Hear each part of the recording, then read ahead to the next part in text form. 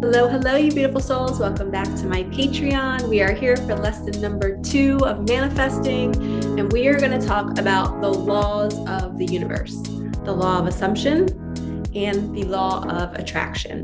So if you have not done so, you must listen or read the book, The Secret. It is the starting point for manifesting. It is where I started. It is where so many people started. And obviously you don't have to do anything. It's just my recommendation because it will really help you see how the law of attraction works.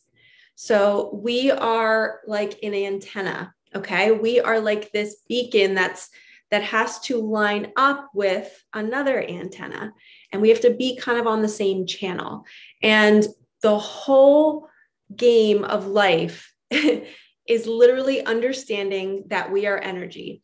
And we have the ability to manipulate our antenna and our radio station, and we have the ability to be on it to match the universe.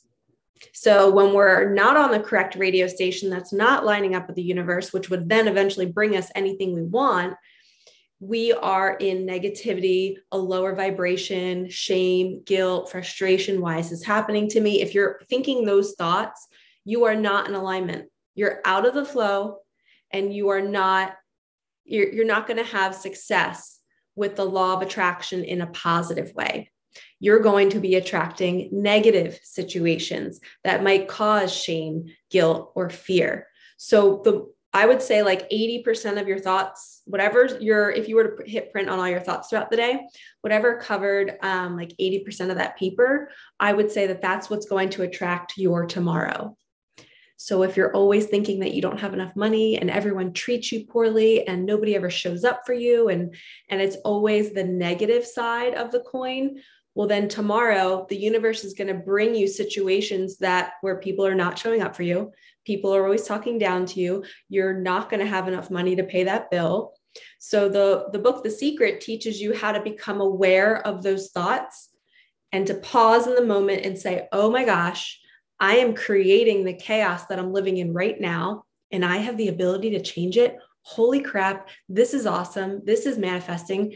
This is why we incarnated in these bodies. We came here to do a mission to help the world in some way. And in order to help the world, we have to align ourselves to the universe, which is love and compassion and forgiveness. So there's a whole healing aspect of the law of attraction too, because you have to somewhat be this loving being because the universe is love. The universe just wants to shower you with love all the time. So if you're not in a loving state and you're judging and comparing people and just having so much hatred and anger towards yourself, it's impossible to be on the right radio station. And that's where healing comes into play. And I'll do more videos about the healing journey and how you can dive into, why you get triggered when people are doing certain things, or why people keep cheating on you, or why you keep attracting the same people that are ghosting you and not texting you back. I can show you how you're the one drawing that to you. And it's perfect. Don't beat yourself up for that, because you're drawing it into you so that you can heal it and release it so that you can tune yourself into the universe and you can play this game of life.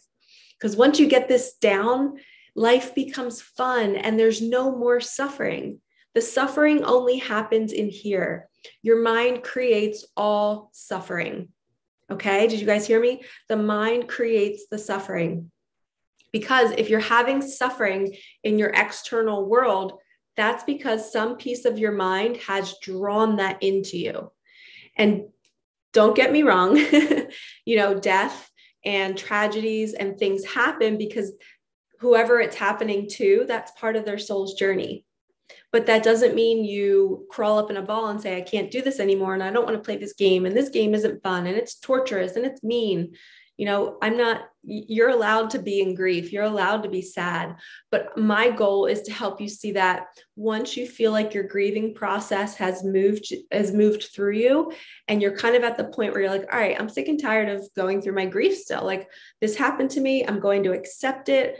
I'm going to honor it. I'm going to see how it's made me better. I'm going to honor my loved one that maybe passed away, or I'm going to honor the fact that I overcame this battle with cancer. And now I appreciate my body and what it can do and how it can heal. And I'm going to move forward with these tools to now use it in my life experience, right? Because we go through these experiences as lessons. I always say life is a classroom. People are our teachers, and our experiences are our lessons. And we have no choice. We have to go through struggle and pain.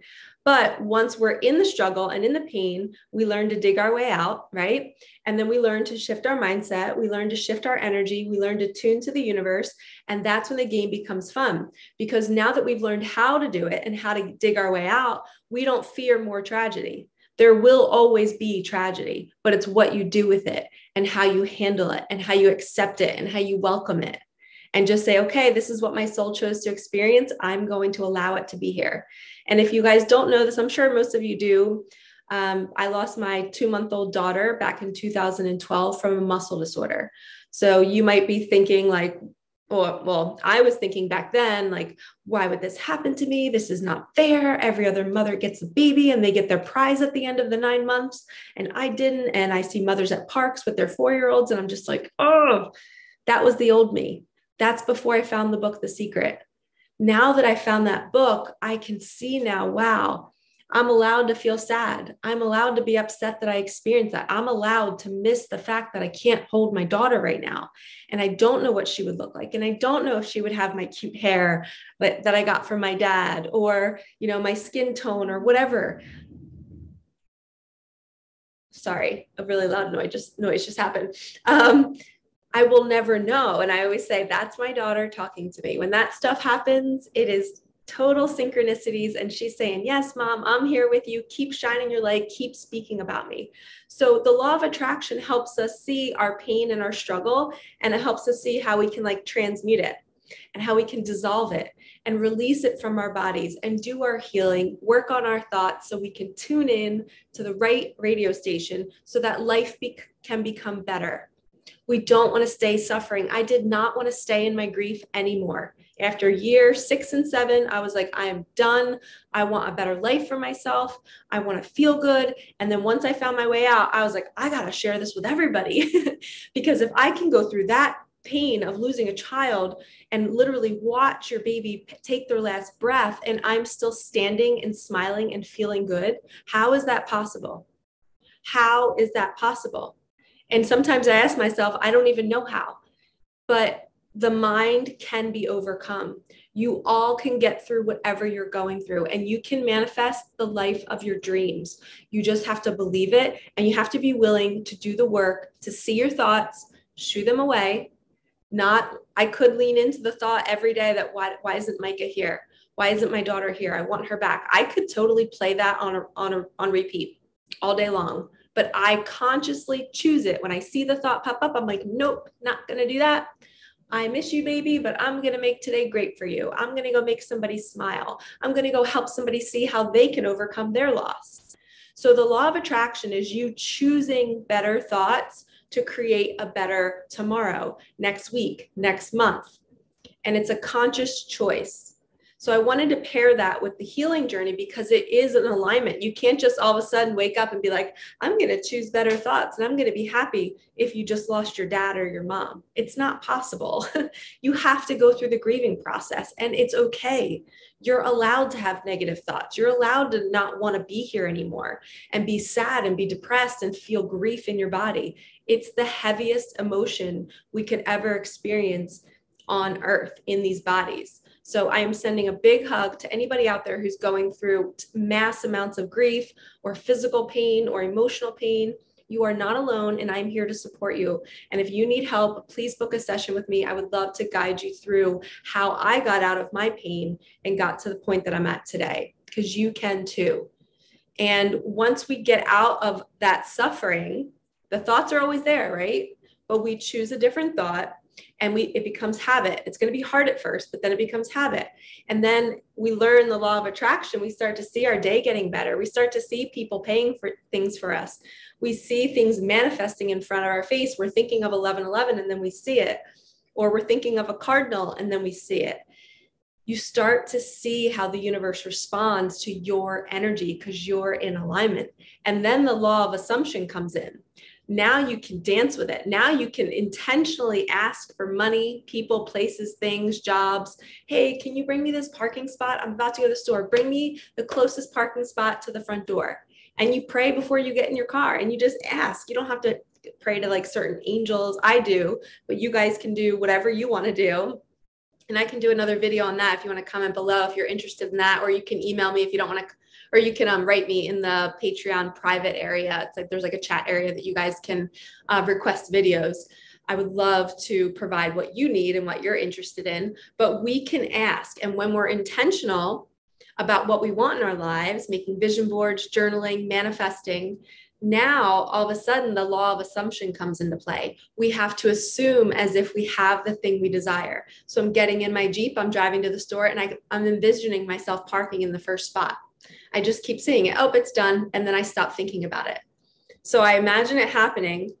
My subconscious thinks it already happened. So now that sends a signal to the universe. The universe goes ahead and moves cars for me. That's how manifesting works. You ask for it, you visualize it, you let it go, let the universe get to work. And then when it's there, you thank it. And you say, thank you so much. And then you go bigger. And then you ask for, hey, can I have a $10,000 day today? Can I have a $10,000 day next week? And you give the universe a little bit of time to create it for you.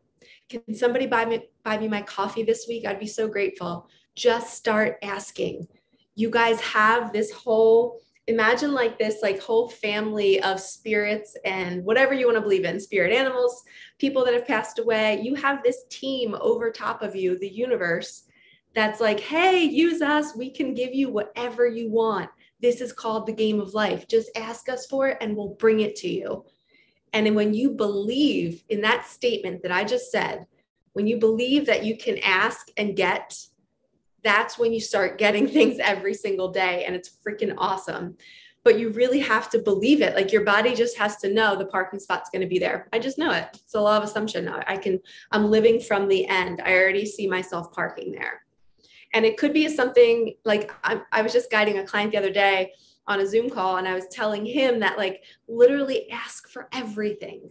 If you're about to have a conversation with somebody about them saying yes, you're asking permission to do something, or say you're asking your boss for vacation time, right?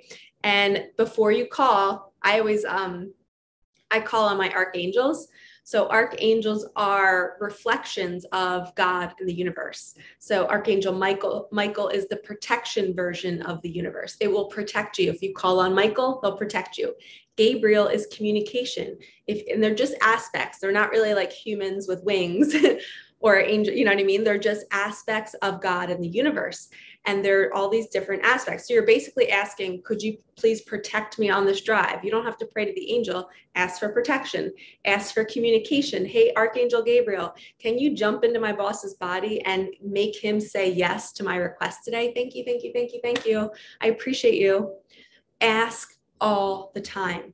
When we're manifesting, it is so important to place the order, assume it's done, put your phone down, walk away, and then wait for it to arrive. And not even wait, you're just keeping busy until it arrives, doing something productive that lights you up so you can be on the correct radio station. Because that's the most important part. After you ask for the parking spot, after you ask for the $10,000 day, now what are you doing with your body for the rest of the day? Are you sitting around going, oh, it's not here yet, this is so frustrating? No, you're just living life and you're forgetting that you even asked. And you're living from the law of assumption. You're assuming it's already done. So you're not going to sit there and think about it. If you were wishing for $10,000 and I deposit it in your account right now, in 2 hours, would you be waiting for the $10,000? No, because it'd already be in your account. So that's where we have to get your body. Okay. So I hope you enjoyed lesson number 2, the law of attraction. Go read The Secret if you haven't already, or just go watch videos on it, and the law of assumption. And healing works with all of this. We have to move through our pain and our grief. And there is a lot of that right now in the world. And sometimes we're feeling other people's pain with anxiety and stuff. So you have to learn how you can shift your body into alignment and allow whatever pain to be there.